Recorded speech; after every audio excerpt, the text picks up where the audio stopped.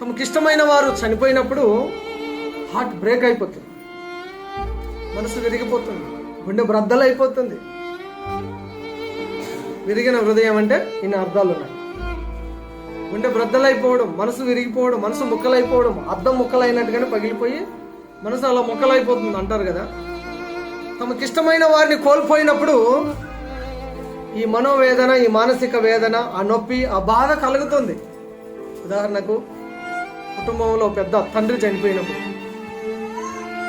మనసు ముక్కలైపోతుంది, హృదయం విరిగిపోతుంది. అది నేను వర్ణించడానికి సరిపోను. అది ఎవరు చెప్తే అర్థమవుతుంది అంటే తమ తండ్రిని కోల్పోయిన వారు చెప్తే బాగుంటుంది.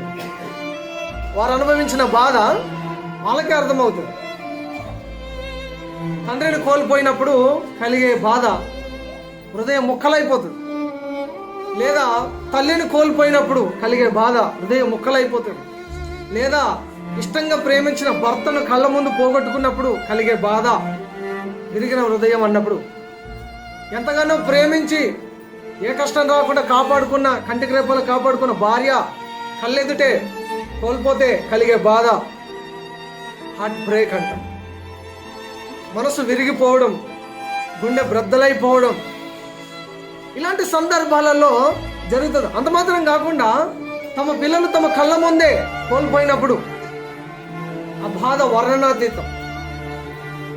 తమ పిల్లలను, ప్రాణప్రదంగా పెంచుకున్న పిల్లలను, నవమాసాలు మోసి కని పెంచి కంటికి రెప్పలు కాపాడుకున్న పిల్లలు ఒక 10 సంవత్సరాలకో, 20 సంవత్సరాలకో, 30 సంవత్సరాలు వచ్చిన తర్వాత చనిపోతే, తల్లిదండ్రులు బ్రతికొనగానే పిల్లలను కోల్పోతే కలిగే ఆ బాధ నరకయాతన, హార్ట్ బ్రేక్.